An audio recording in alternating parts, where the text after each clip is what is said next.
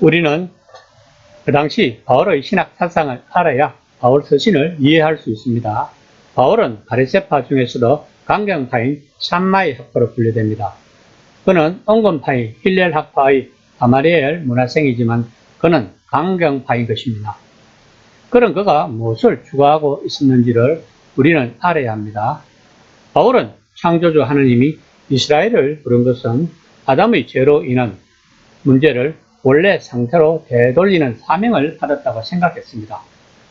다시 말하면 하나님 나라와 세상 군세의 싸움에서 부름을 받았다고 생각을 한 것입니다.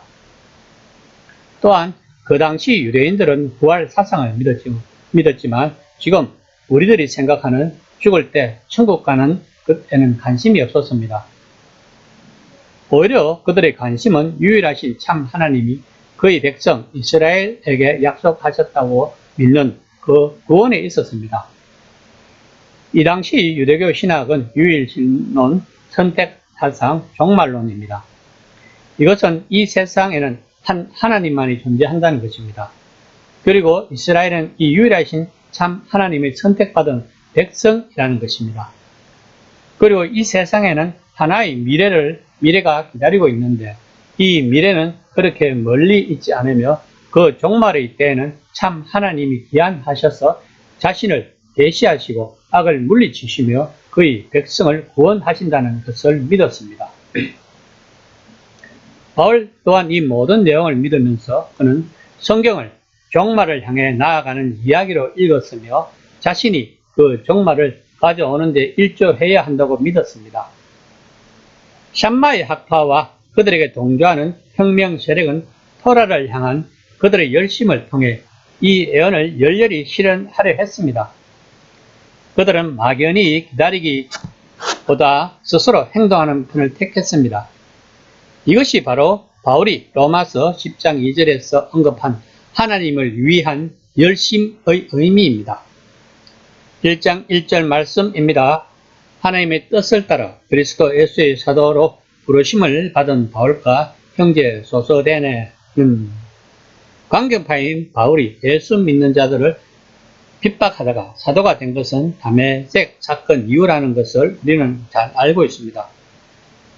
바울에게 부활한 예수를 만난 것은 하나님께서 이스라엘을 위해 역사의 마지막에 하실 그 일을 역사의 중간 지점에서 한 사람 나사렛 예수를 통해 하셨다는 의미입니다. 이것은 무엇을 의미하는 걸까요? 그것은 현 시대, 즉 죄와 악의 시대가 여전히 지속되는 중이지만 도래할 시대가 이미 시작되었다는 것을 의미한 것입니다. 그런데 만약 도래할 시대가 이미 온 것이라면 그리고 부활이 이미 일어나기 시작했다면 그것은 이제 이방인이 하나님의 백성으로 들어올 때가 되었다는 의미이기도 합니다. 그래서 바울은 이방인 전도에 그렇게나 목숨을 걸었던 것입니다. 바울은 다메섹 도상에서 부활한 예수를 만난 것은 하나님이 자기에게 특별히 사도직을 주었다고 생각하여 바울은 자기는 사도라고 강조하고 있는 것입니다. 그의 편지 대부분에서 그렇듯 바울은 첫 인사 후 그들을 생각하며 하나님께 감사드리는 기도를 합니다. 그러면서 자신이 나중에 이야기할 내용 가운데 일부를 넌저시 암시합니다. 1장 2절 말씀입니다. 고린도에 있는 하나님의 교회 곧 그리스도 예수 안에서 거룩하여지고 성도라 부르심을 받은 자들과 또 각처에서 그들과 우리 주 대신 예수 그리스도의 이름을 부르는 모든 자들에게 하나님이 특별한 목적을 위해 왕이신 예수님 안에서 그들을 구별하셨습니다. 이것이 거룩하게 하다라는 말의 의미입니다. 예를 들어서 가장 아끼는 옷이 있는데 이 옷은 가장 특별한 상황에서만 입는 옷입니다. 이것이 하나님의 관점에서 거룩하다라는 말의 의미입니다. 이 말은 하나님이 특별한 목적을 위해 사람들을 구별하셨다는 뜻입니다. 그런데 고린도 그리스도인들은 대다수 유대인이 아니라 평범한 이고도였습니다. 그들은 각양각색 신들을 믿던 이방인이었고 성경의 역사와 성경이 이야기하고 있는 세상은 어디론가를 향해 가고 있다거나 자신의 삶이 그 역사의 수레바퀴 한 부분이 된다는 관념이 전혀 없었습니다. 바울은 그들이 이 교훈을 터득하기를 곧 그들이 한 분이신 참 하나님, 이스라엘 하나님의 사랑과 능력이 드러나는 거대한 운동에 붙들렸다는 것을 알기를 바라고 있습니다. 참 어려운 과제입니다. 우리는 이런 관점에서 바울 서신을 읽어야 합니다. 일단 그들이 특별히 구별되었다면 그들은 왕이신 예수 우리 주의 이름을 부르는 모든 형제 자매에게 속한 것입니다. 바울은 이스라엘의 참된 왕, 세상의 참 주님 안에서 이스라엘 한 분 하나님이 친히 세상에 임재하셨고 모든 백성을 그분의 가족으로 소집하셨다고 합니다. 이것이 바로 바울 사상의 핵심이며 예수님을 따르는 신앙 공동체 생활의 핵심입니다. 3절은 그런 공식 가운데 하나로 우리 아버지 하나님과 왕이신 주 예수로부터 은혜가 평화가 그들에게 임하기를 간구합니다. 이 은혜의 결과 하나님의 풍요로 그들은 풍성해졌습니다. 1장 5절에서 6절 말씀입니다. 이는 너희가 그 안에서 모든 일, 곧 모든 언변과 모든 지식이 풍족함으로 그리스도의 증거가 너희 중에 견고하게 되어. 고린도 교회는 특히 성령의 은사가 많은 교회였습니다. 한번 생각해 보세요. 이방신을 믿던 사람들에게 성령의 역사함이 없었다면 그들이 과연 바울에게 관심이나 주었겠습니까? 그들은 이제까지 그들이 믿던 이방신들에게 일어나지 않았던 특별한 경험을 한 것입니다. 이것이 바로 성령의 은사인 것입니다. 특히 고린도 교회 성도들은 방언의 은사를 받았다고 합니다. 1장 7절에서 8절 말씀입니다. 너희가 모든 은사에 부족함이 없이 우리 주 예수 그리스도의 나타나심을 기다리라. 주께서 너희를 우리 주 예수 그리스도의 날에 책망할 것이 없는 자로 끝까지 견고하게 하시니라. 바울은 이제 서서히 본론으로 들어가려고 합니다. 너희들은 하나님의 성령의 역사함을 정표로 받았다.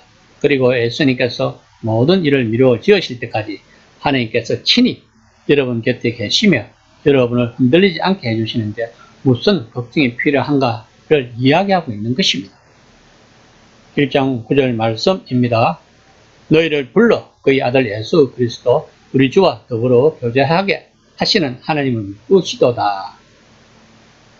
이는 하나님의 약속은 틀림없다는 것을 강조하고 있는 것입니다. 그러면 바울은 고린도 교인들에게 하나님은 무엇을 약속했다고 했을까요? 처음부터 하나님이 예수님을 통하여 세상 권세를 물리쳤다고 전했을까요? 그러면 그들이 얼씨구나 하고 받아들였을까요? 아마도 바울은 고린도 교인들에게 그 당시 이스라엘 백성들이 가지고 있던 포로 생활에서의 귀환이라는 거창한 민족적 개념의 구원에 대해서보다는 개인의 구원에 대해서 전했을 것입니다. 그래야만 그들이 관심을 가졌을 것이기 때문입니다. 그리고 그들의 신앙이 자라면서 예수님이 진정 무엇을 전했는지를 터득하기를 원했을 것입니다.